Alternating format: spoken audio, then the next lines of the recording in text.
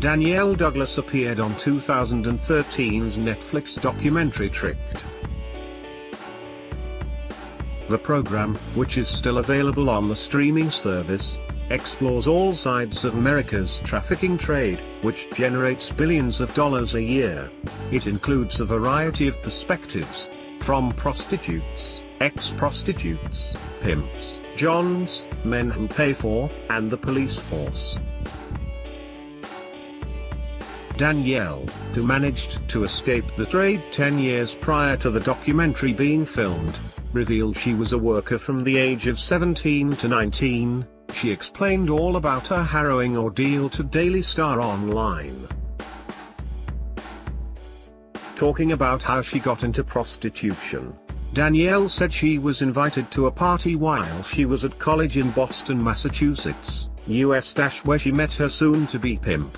She explained when she arrived at the gathering, no one was there, apart from the pimp, who she didn't know was a pimp at the time.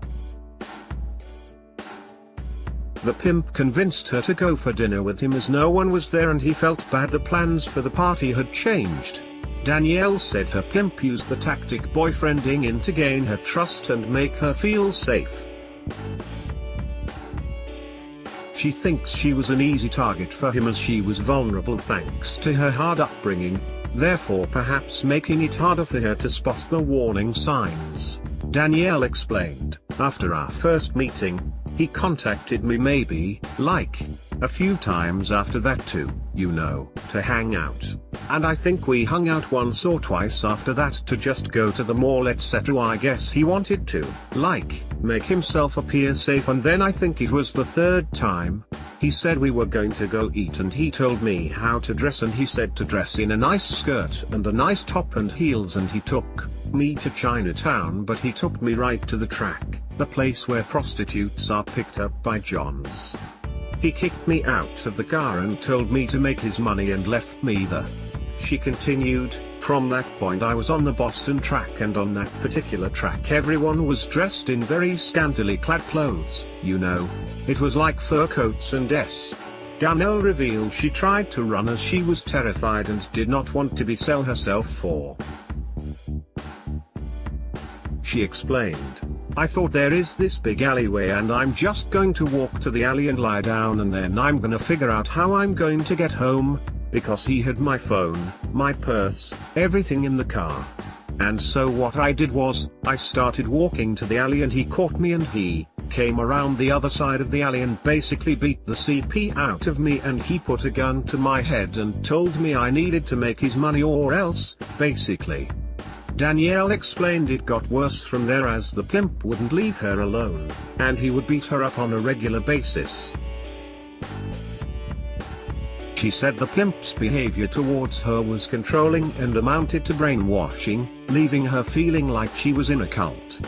Danielle said the johns who paid her for could sometimes be just as bad as the pimps, as they'd often carry guns and knives, and the act of having with these men for money felt like being raped over and over again.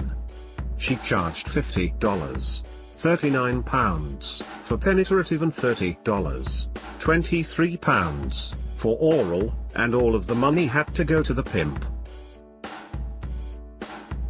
Danielle would receive no money herself or privileges from the pimp, but explained the prostitute who made the most money was given a little bit of extra leeway.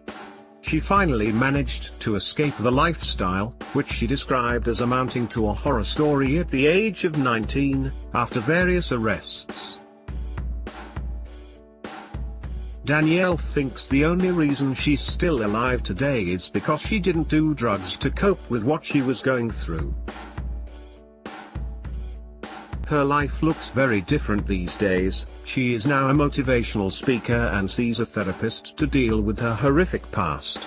Danielle explained, I go to therapy once a week and I'll probably be working on dealing with what happened for the rest of my life, but I'm working on it and it's good. With January being Human Trafficking Awareness Month, Danielle's hopes to help combat human trafficking is to ensure more organizations are in place to ensure people of all ages, who are in the trafficking industry, are supported. She also hopes that training continues in the police force around the issue of trafficking to ensure officers see the prostitutes as victims, rather than people who have chosen that lifestyle.